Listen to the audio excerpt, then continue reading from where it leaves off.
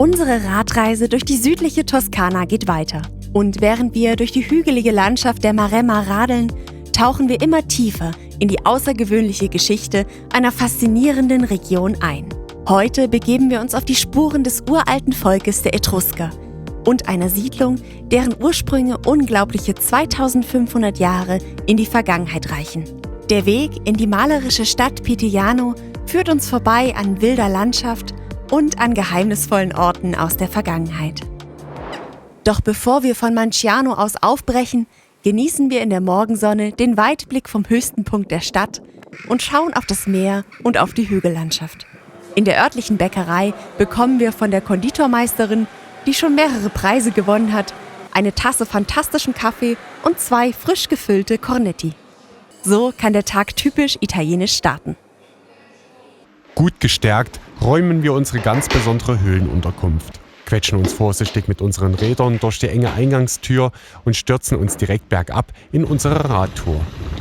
Doch bevor es richtig losgeht, müssen noch ein paar Einkäufe erledigt werden, denn Einkaufsmöglichkeiten sind in der ländlichen Idylle der Toskana nur in den Städten zu finden.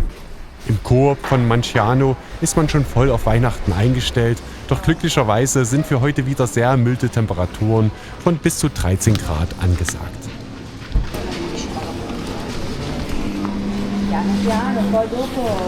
Buongiorno. Penso la persona brillante, l'idea. 9:22. Carta per favore. Heute steht nur eine kurze Etappe von etwa 19 Kilometern an, wobei der Großteil auf asphaltierter Straße verläuft. Doch eine längere Strecke über Schotter wollen wir uns auch dieses Mal nicht entgehen lassen. Ziel ist die Felsensiedlung Pitigliano, die nicht nur mit einer unwirklichen Altstadt, sondern auch mit mystischen Hohlgängen im direkten Umland aufwarten soll. Wir sind gespannt auf unsere Radtour zu diesem absoluten Highlight.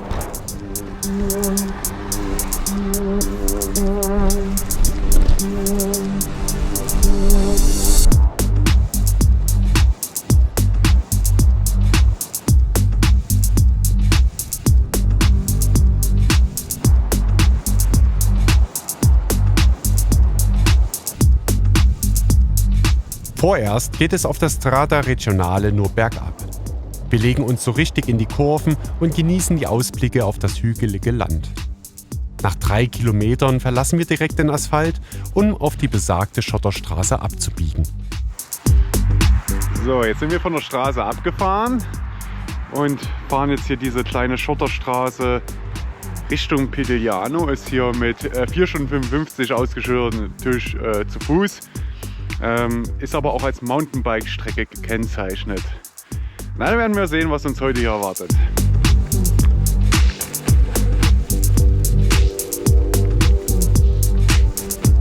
Es geht nun wieder bergauf. Wie fast überall wird die Straße von Zäunen begleitet, die andeuten, dass die Ländereien in Privatbesitz sind. Ob es hier überhaupt noch ein Fleckchen öffentliches Gelände gibt?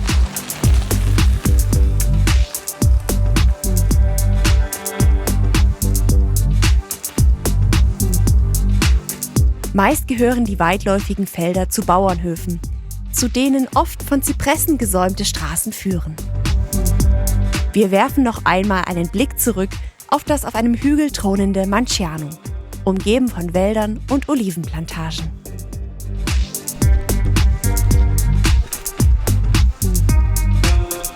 Während die Vegetation immer grüner und der Weg immer steiler wird, beschleicht uns das Gefühl, wir würden in eine einsame, doch friedliche, andere Welt reisen.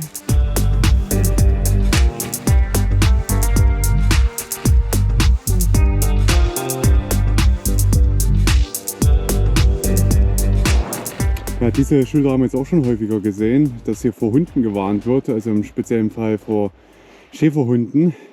Ja, steht dann auch genau da, wie man sich zu verhalten hat in den Fall, falls die da ankommen und bellen. Das Gute zu dieser Jahreszeit ist jetzt, dass hier keine Schafherden oder ähnliches draußen unterwegs sind. Also gestern haben wir mal eine gesehen, aber kein Hund dazu. Da bleiben wir wahrscheinlich relativ verschont davon, dass hier auch welche Hunde auf uns zugerannt kommen. Aber es ist natürlich auch wieder nicht so geil, ja. Wir werden auch im Sommer öfter wahrscheinlich Leute auf dem Fahrrad entlangfahren oder auch im Frühjahr. Und wenn dann so ein Hund da angerannt kommt, boah, da kriegst du es echt mit der Panik zu tun. In dem Fall, falls das passiert, soll man halt ruhig bleiben, ist klar. Sich hinter das Fahrrad stellen und zurückgehen. Was halt auch blöd ist, ja, wenn du vorhast, ja eigentlich geradeaus weiterzufahren. Ja, ich hatte in Österreich 1, 2 Situationen mal mit so Hunden, aber bisher sind wir echt verschont geblieben bei dem Thema, zum Glück. Aber gut, in Deutschland kommt es ja wirklich ultra selten vor, dass da irgendwelche Hunde frei rumlaufen. Jo, egal, wir haben jetzt gleich die erste Bergetappe geschafft und dann sollte es erstmal nur noch bergab gehen.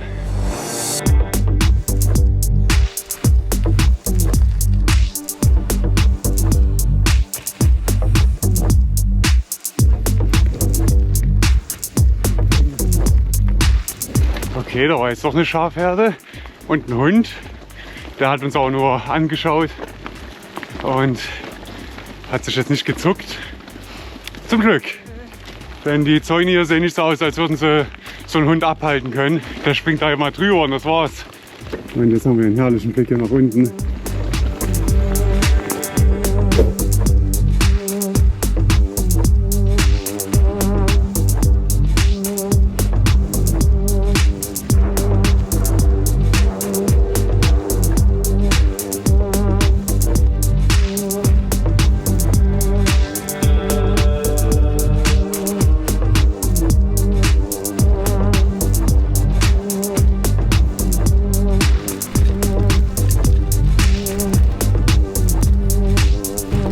Ja, das sind auch immer tolle Schilder hier. Die Straße ist unterbrochen durch einen Erdrutsch. Ja, aber ich denke mal, man wird hier einfach mit dem Auto nicht mehr so gut langkommen können. Weiterhin ist aber hier auch ein Wanderschild zu sehen. Also ganz so schlimm kann es nicht sein, wenn es nicht abgesperrt ist komplett. Hoffen wir es mal. Hoffen wir das mal, ja. Aber witzig irgendwie. Also wird eher das Schild aufgestellt, als den Erdrutsch zu beseitigen. Vielleicht geht das gar nicht oder so. Werden wir gleich sehen.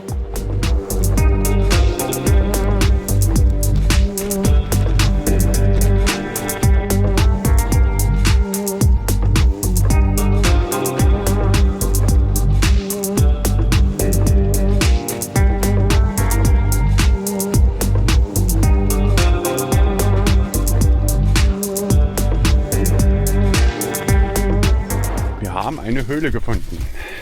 Da gehen wir jetzt mal kurz rein. Mitten am Wegesrand. Mitten im Wald. Ja. Einfach so eine richtige Höhle.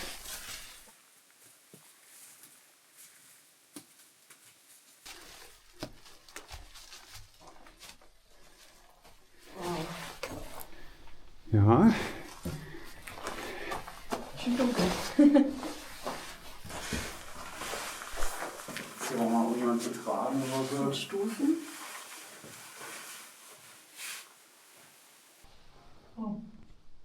Ja, ein paar eklige Spinnnetze. Spinnnetze mit ein paar Motten und Faltern drin. Ja, ein bisschen was fliegt hier rum. Keine Fledermaus. Die Höhle, über die wir hier gestolpert sind, gehört zur Nekropolis von Porto Bucco, einem Höhlengrab der Etrusker aus dem 7. Jahrhundert vor Christus. Ja, sowas gibt es halt in Deutschland nicht immer, dass einfach neben so einem Weg da dann so doch eine historische Stätte dann irgendwie zu finden ist.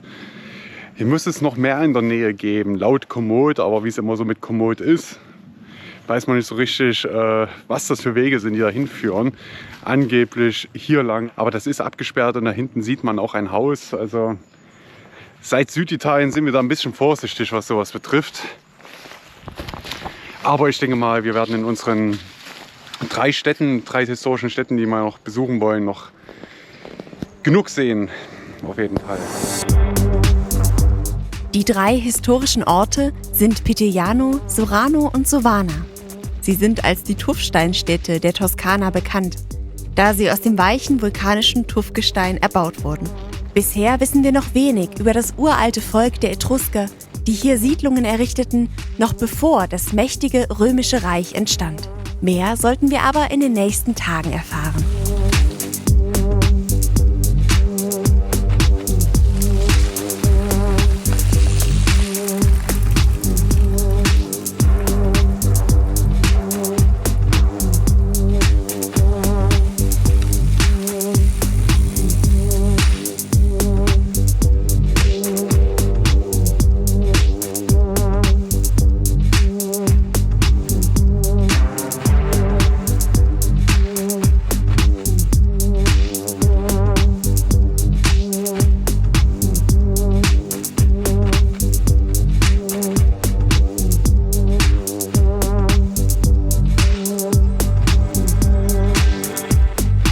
Das war doch nochmal ein ganz schöner Abschnitt. Jetzt vor allem gerade zum Ende hin fand ich, war es richtig schön.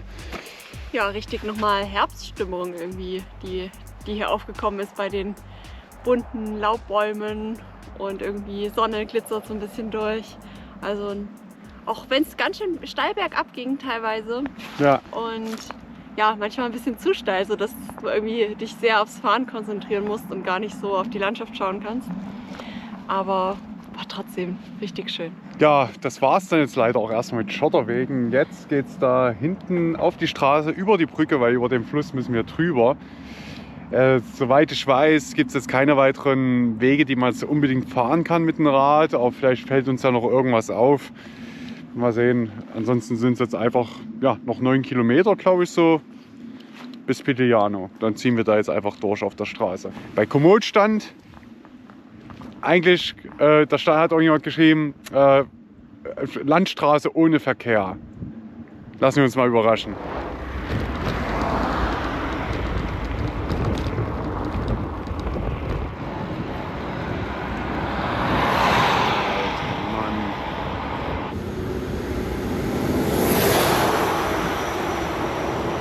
Wir sind wieder auf der Strada Regionale, die uns direkt zum Zielort bringen soll. Sehr schnell merken wir, dass uns die verlassenen Schotterstraßen doch etwas mehr zusagen. Zumal die Straßen gerade auf der rechten Fahrbahnseite ziemlich beschädigt sind und es sich nicht so leicht rollt wie sonst auf Asphalt.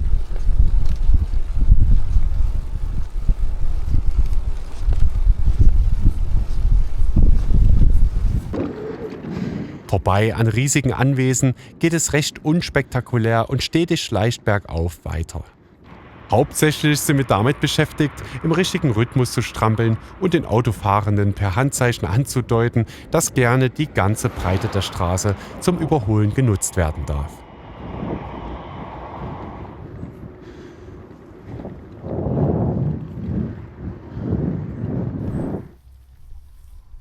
Na ihr?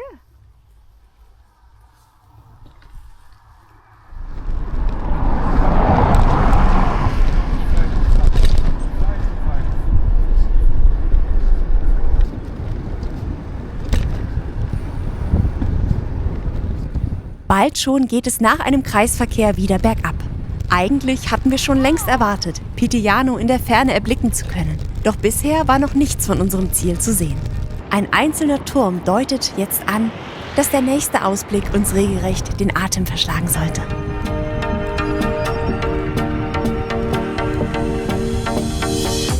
Wie aus dem Nichts baut sich die unglaubliche Szenerie der Felsenstadt vor uns auf. Pitigliano. Sicherlich eine der schönsten historischen Städte Italiens. Ein Ort, der so wirkt, als wäre er direkt aus dem darunterliegenden Tuffgestein gemeißelt worden. Überragt vom Turm der Kathedrale dei Santi Pietro e Paolo. Einige der Geheimnisse, die diese imposante Felsensiedlung verbirgt, sollten wir in den nächsten Tagen erkunden dürfen. Ja, wie ihr vielleicht schon mitbekommen habt, wir sind jetzt hier schon fast am Zielort angekommen. Es ist natürlich ein wahnsinnig toller Blick jetzt hier auf diese Stadt. Also erinnert schon ein bisschen an Matera in der Basilicata. Aber doch ein bisschen anders irgendwie. Ja, trotzdem krass. Ja. Es ist schon unvorstellbar, dass da halt moderne Menschen halt dort leben. Das sieht ja einfach so aus, als wäre die Stadt jetzt hier 500 Jahre alt. Also sie wird deutlich älter sein, aber es sieht halt so aus, als wären wir jetzt einfach in die Zeit zurückgereist. Hier gibt es noch ein kleines Santuario, die auch offen ist. Ich will aber nicht reingucken, ich will ja gucken, wo man jetzt gut noch die Kamera aufstellen kann. Unsere Unterkunft müsste dort irgendwie da am linken Ende heute sein. Da ist es hoffentlich ruhig, weil ich glaube, die Altstadt selbst ist wahrscheinlich so nah und dicht gebaut, dass da keine Autos mehr langfahren dürfen. Und da werden wir jetzt halt 4 Tage verbringen und uns die Via Cavi anschauen. Die Via Cave meine ich. Ja, schon toll. Schon ein toller Anblick.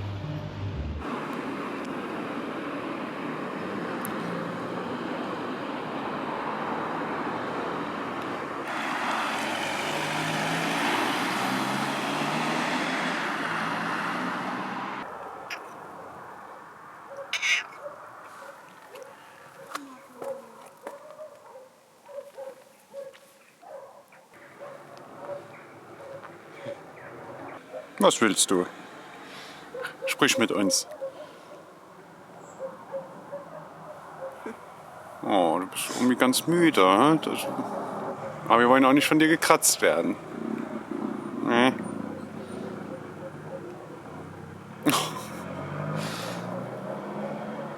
Naja, was auch immer.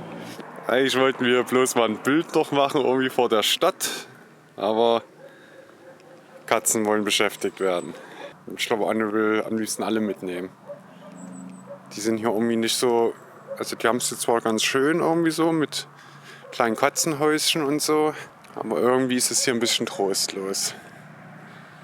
So direkt an dieser Straße hier.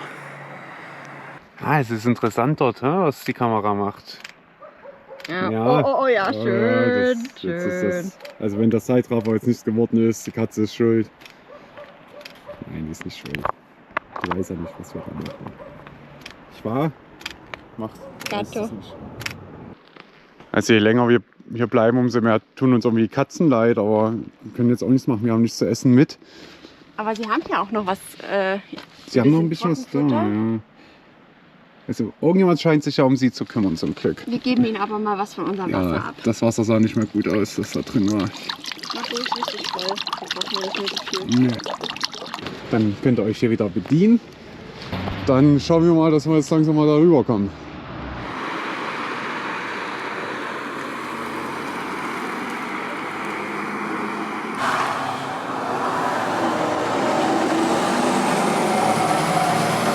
Respekt.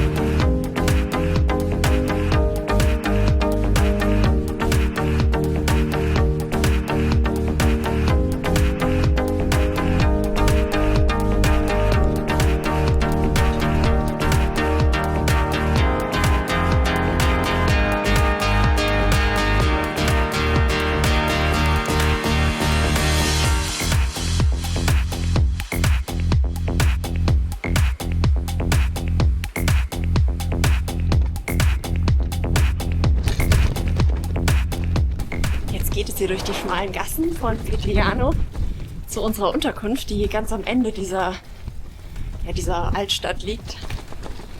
In einer dieser kleinen Gassen. Hier ist schon alles schön geschmückt. Vielleicht auch ein bisschen weihnachtlich schon, denn hier über mir hängen Lichterketten.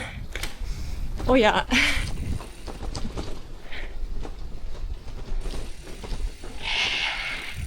Also Weihnachten ist sowas, wo ich gerade überhaupt noch nicht dran denke, weil es hier einfach noch so herbstlich und warm ist.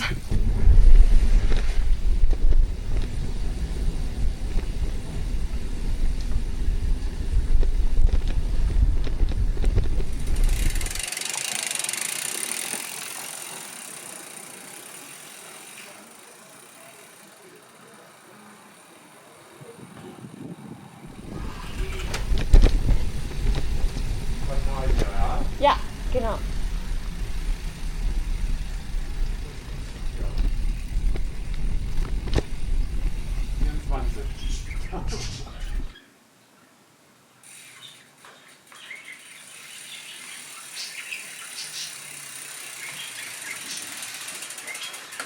Da sind wir. Das ist süß. Das ist cool. Das ist echt herrlich, ja. Doch, das ist, glaube ich. Ja. Wow. Ja, da sind wir jetzt dann angekommen.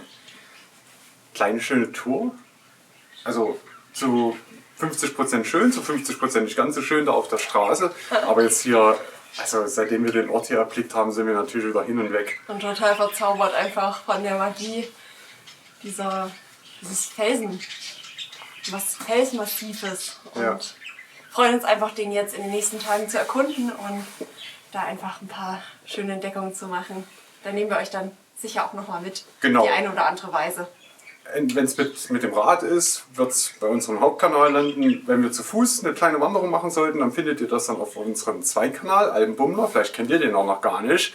Dann schaut gerne mal auch dort vorbei und lasst uns da gerne ein Abo da auch. Und ja, wir werden jetzt erstmal trotzdem die Füße hochlegen. Und jetzt haben wir 4 Tage Zeit, das hier alles zu erkunden. Ja, vielen Dank fürs Zuschauen, dass ihr bis hierhin mit dabei gewesen seid. Erzählt mal, wie so eure Erfahrungen vom Radfahren in der Toskana sind und ja, ob ihr vielleicht schon mal hier in der Gegend gewesen seid und solche alten Felsenstädte erkundet habt. Ja, und ansonsten, wie gesagt, vielen lieben Dank und ich hoffe, ihr wurdet gut unterhalten durch unser Video und hattet Spaß dabei. Ja, das ist das Wichtigste. Gut, den Rest ersparen wir uns heute. Also macht's gut und bis bald. Arrivederci, ciao. Arrivederci.